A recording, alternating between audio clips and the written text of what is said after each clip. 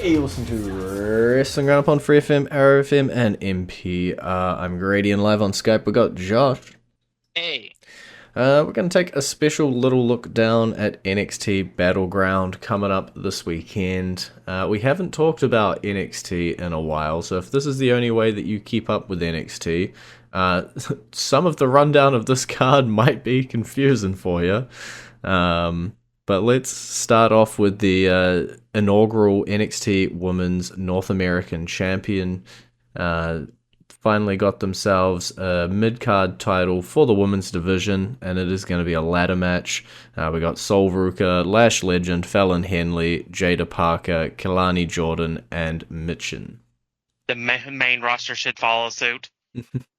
Definitely. Um, I will say this is interesting. I think these are all interesting possibilities for this match, but I think it's Lash Legend. I Okay. think that at the end of the day, I think that's who walks away. And Lash Legend has done a lot of work to really improve over the last year or so. I feel like this is maybe her moment. Yeah, I'm with you in that I think almost anyone here could win and be fine. Sol Ruka is getting a fair chunk of a push. Kelani Jordan looks good. Fallon Henley's been focused on, as you say, Lash Legend working with the metaphor, working in the in-ring stuff as well. Main roster star in terms of Mitchin coming down. And Jada Parker, no slouch either. Really good, and especially being a ladder match as well, right? No one has to take the fall. No one's got to lose. It's just going to be one of them walks away with the championship. Yeah. And I know when we crowned the original NXT champion, North American champion for the men's side, wasn't even a surprise when the winner walked out with the title. And I think that's going to be the same thing here. I don't think it's going to be a surprise. I think it will be Lash Legend. Okay. I I think they have built her up. They've done stuff with her character. They've improved her work in the ring. I think this is a way of giving her some solo attention without putting the main title on her. And seeing how she fares as in this role. I'm gonna just throw a wrench before. I'm gonna just go either Sol Ruka is my preferred, but I know it won't happen, or Mitchin as my official guess. Um, just because. Mitchell is the one that I have the least faith in Well, then winning. won't it be funny when she comes out on top this weekend? And I'll get to go na na na na na at the start of the show. Um, let's let's stay in the women's division. We have an NXT Underground match, our only match not for a championship. Another main roster star, Shayna Baszler, coming down. Been doing some programs on NXT, specifically around this NXT Underground matches. She gets to go one-on-one with Lola Vice. If this was a legitimate fight, there is no way Lola Vice wins. That said, I still don't think she wins. It's really hard I to think bet against Shayna. in a fight, quotation marks, 1,000 quotation marks around that, because there is questions about how legit these underground matches were and are. Um, I don't think somebody with the MMA background that Shayna Baszler has loses to a rando. So I think Lola gets put to sleep. Yeah, the only thing I will throw in here, Lola Vice, no slouch of her own, has had one, two, three, four, about five odd matches in Bellator prior to this. So it does also have MMA background. I don't know enough about the MMA scene to compare the two in terms of the competitors they went up against and everything, but we do have two MMA stars coming into this match that does pretend to be UFC fights recorded in the UFC arena. So interesting one here with a bit of a cross promotion, not cross promotion.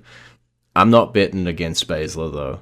be it a wrestling match, be it a MMA match, be it an NXT Underground match, my money is just going to safely sit on Baszler. Yeah, I think this is a case where it's the main roster person. I think benefits more from winning this fight. I think in the other match, I don't see the point in the main roster person winning, even though you picked her. It's not the end of the main roster people being involved in matches, because let's talk about the NXT Tag Team Championship. Nathan Frazier and Axiom picked it up off of Corbin and Breaker, and they will be defending against the OC, Luke Gallows, Carl Anderson. I hate myself for this. Oh yeah, I'm picking main roster stars all night, baby. Yeah, I'm picking the OC. And I know I just shocked you with that. And until the words "I don't want to say this" came out of your mouth, yes. As soon as you said that, I was like, he's going OC. Yeah. I like Fraser and Axiom. I think they're a good team. I think they could do some wonderful things. I just think they're going to put the OC over. I don't know why, but something just tells me the OC are taking the titles, and I'm just going to have to like it. Yeah, I thought there was a shot that the OC came out with the championships um, a little bit earlier on, and then we went a different route, and obviously the alignments didn't work out fine. And now it does just seem like Axiom and Frazier probably were transitionals to get them off of Corbin and Breaker, and now the OC will pick them up and play that role of the veteran with the championships that gets chased in NXT and then ultimately beaten by the next big face tag team that comes up and takes them on. A little bit of a repeated formula down there, but it works almost every time. Mm-hmm. What do we got left? We got 1, 2, 3 left. Let's talk about the NXT North American Championship. Obafemi defending his title against Joe Coffey and Wesley. Oba's one of the best things going right now in NXT. He's a phenomenal talent, and he's getting over. I like that they're challenging him with the former champion and Joe Coffey, who can do stuff but hasn't done anything. Really. So, I think at the end of the day, I don't think either are the ones that take down Oba. Although I would put nothing past Wesley. That's like it's like 80-20-0. But I think Oba retains here.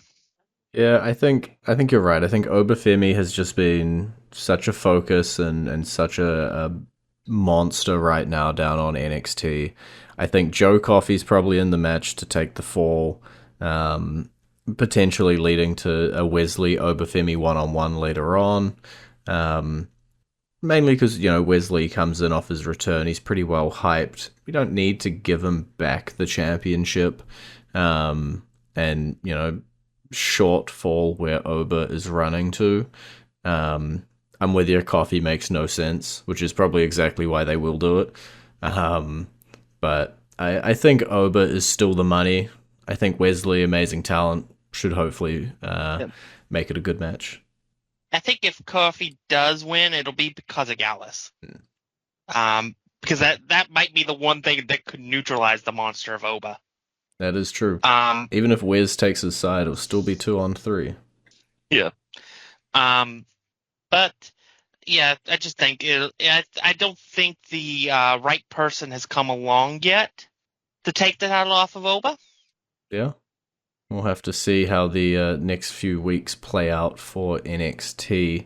But let's talk about the main event, the match made as we're recording, basically. The NXT Championship. You might have said, well, I don't know who the next person to face Trick Williams is. Maybe they haven't come along yet. And then they come along, and it's Ethan Page. AEW screwed up huge here. Ethan Page, I've seen the promo and stuff from the my goodness, is he packed with charisma.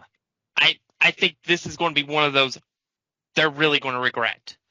And I could see him win it walking out with the title, but I don't think it'll be here. I think there'll be some sort of wonky finish, like a disqualification or something that leads to NXT Heatwave, which I believe is the next special, whether it's a TV special or pay-per-view. And I think that might be where he takes up the title. But I would not be surprised if he walks out with the title. I'm double checking my facts here. I'm clicky clicking, right?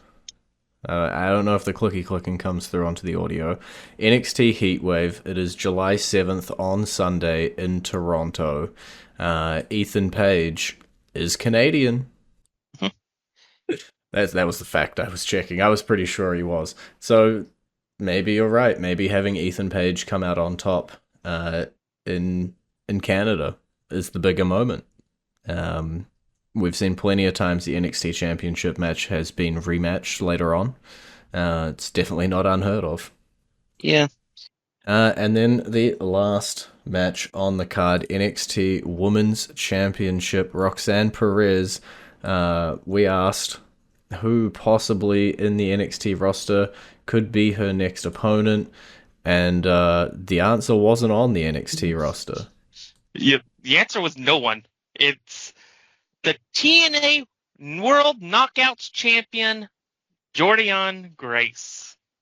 Had an amazing showing, event, by the way. Yeah, I was like, yeah, this is going to be the main event. Last match announced. Yeah.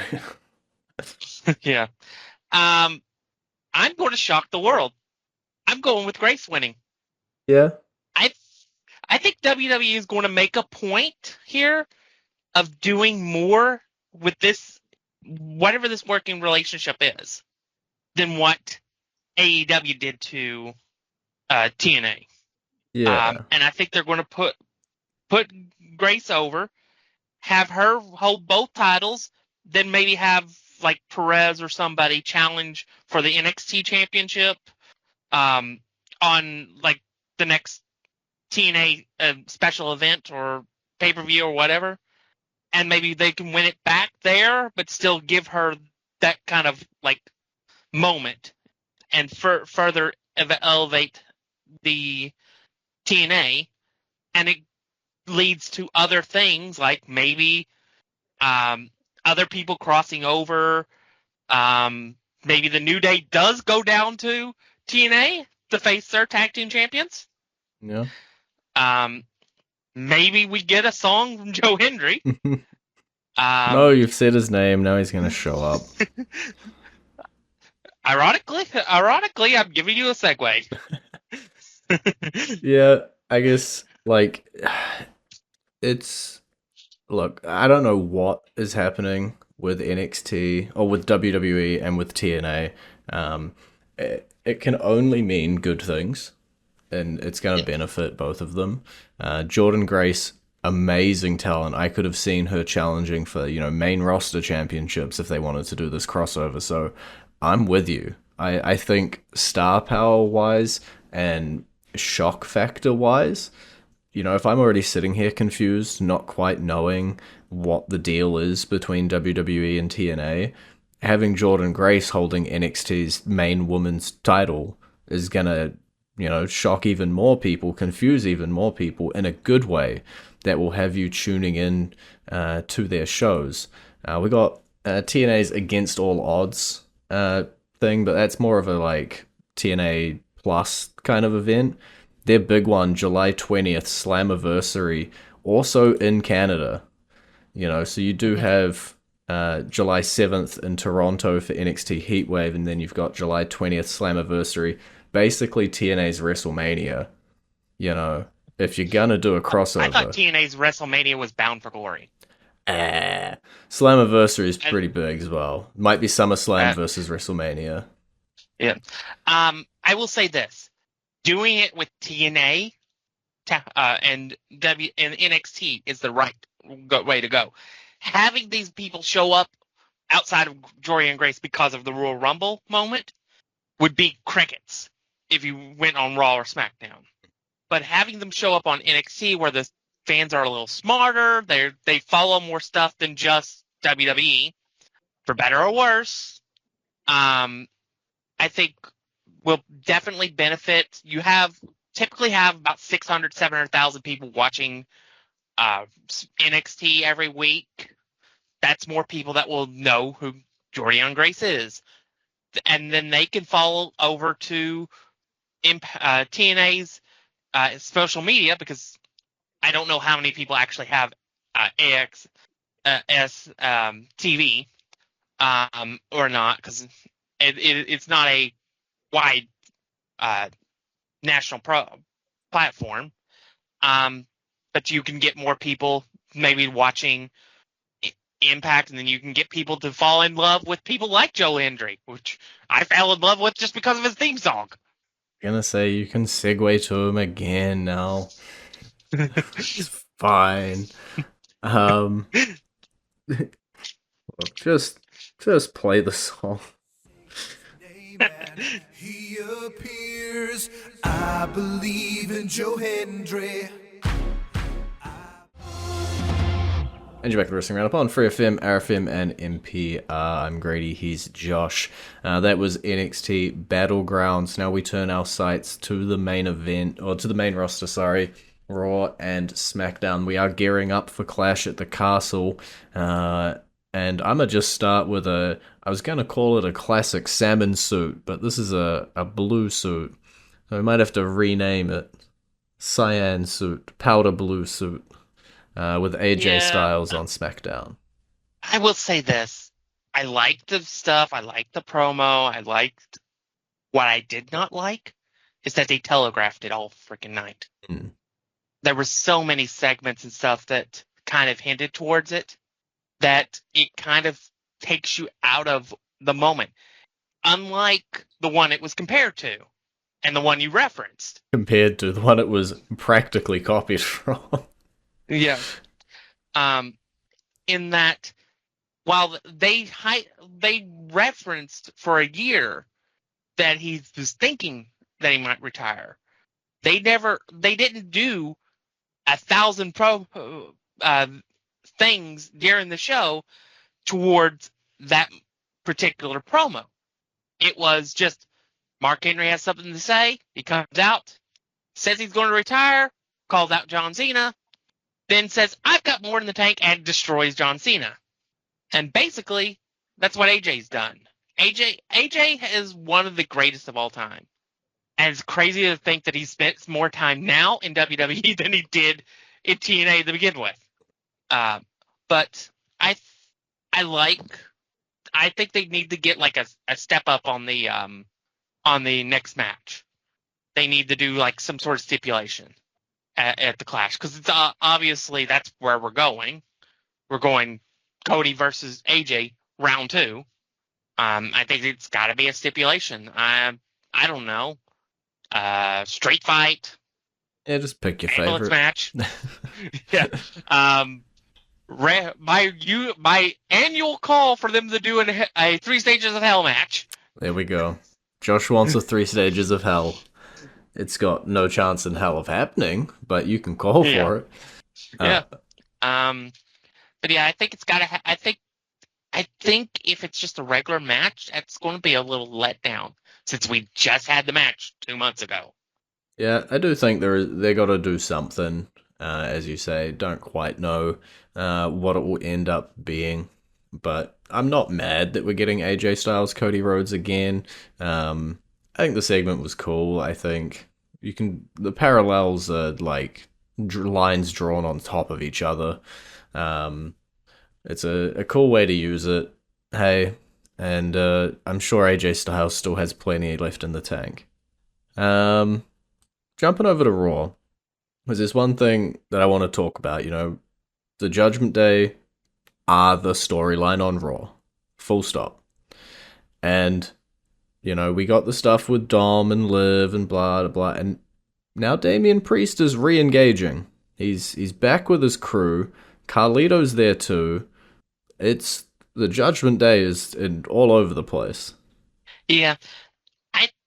This is interesting. I do think it's another thing that's playing it, because we've said for months that that we think Liv is going to try to take everything from Rhea.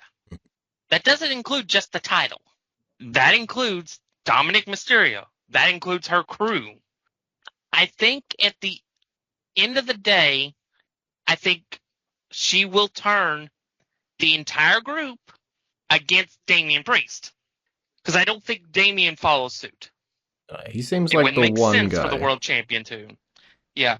I think that's also part of the whole like there's been some hints and rumors about with Finn kind of being like that iffy, wishy-washy character against the champion Damian Priest because Damian did what he couldn't do, and that was win that title. So yeah, it's one of those things. But I will say this: I love that they are portraying Dominik in such a way that he is fighting the interest from Liv. It's going to happen. He will fall. And when it happens, it will be a moment. Yeah, I don't know how long he can hold out. Yeah. I don't know how long any male that's got a pulse that is not in the LGBT community would hold out against Liv. Yeah, I think when I look at the Judgment Day now, including Liv, and I might just ignore the Carlito factor because he's confusing as hell to me. If I look at it and I go, well, Liv, Finn, and JD work amazingly as heels in this whole piece. Damian Priest needs to spin off and go be face. Rhea Ripley needs to turn face. There's your obvious divide, right? The characters who need to go face turn and the fans will get behind and cheer them, we're going to go that way. Dom could spin either way, whether he's hung from a rooftop alongside the Women's Championship and defended in a ladder match or not. I don't know, but it really does seem like Finn versus Damian could be a way to go, and that Damian is probably going to end up being a face alongside Rhea throughout that, especially if he does make it to SummerSlam and he makes it against Gunther, even at Clash against Drew. Obviously, he won't be the face in that match, but technically he would be. I don't know. That seems like the divide for me. Who is going to be more face-like and who's going to be more heel-like coming out of that? And then Carlito just kind of exists. I'll throw Carlito on Damian's side. Why not? No, because I think Carlito, yes, he's confusing. We don't know why he's there. We don't know why the LWO and old stuff that they were doing got spin into the Judgment Day. But I don't think because he just turned heel. No. Big show him. No. Yeah, I don't know. Carlito can just fade off into the distance out of the Judgment Day storyline and we'll all pretend he wasn't a part of it. Yep. We're out of time. Bayley's also got her next defense. Piper Niven's lined up. So before Bayley can get to Nia Jax at SummerSlam, we got Piper Niven in the way. A perfect person to warm her up for somebody much bigger than her for that match at SummerSlam. Makes a whole lot of sense. Great little filler feud. I know we're having it at Clash, but I wouldn't have hated it if it got pushed out to Money in the Bank. But hey, maybe we'll get a rematch at Money in the Bank. Who knows? Chelsea can probably complain enough to get another match for Piper. No. She gets the match against Bayley at Money in the Bank. She'll complain for herself. Yep. There we go. Lock it in. Anything else mega important? We're developing a bunch of feuds. Jey Uso wants that Money in the Bank contract. The New Day are slowly being manipulated by Karrion Kross. Maxine Dupree got hurt. Chad Gable's still looking like the bad guy. Yeah. And Otis is getting that much closer to the moment we all know is coming when he turns on Chad Gable. Yep. Assuming that Chad resigns. I'm sure he Because will. of that whole rumor about his contract ending in a couple weeks. I'm sure he will. And Kevin Owens is still dealing with the bloodline. Street Profits look to be jumping in to potentially help him out, at least for a one day only. Yep. And also, say your prayers for Ricochet because he got killed on Raw. R.I.P. Ricochet. Well, there you go. We ran down like all of Raw and SmackDown like a minute. Because we have run out of time. It's been great talking to you. Maybe. You can visit our Facebook page, facebook.com/wrestling R&D up, or our Twitter page, twitter.com/wrestling RND up, or our YouTube page, youtube.com/wrestling RND up, and we will catch you next week.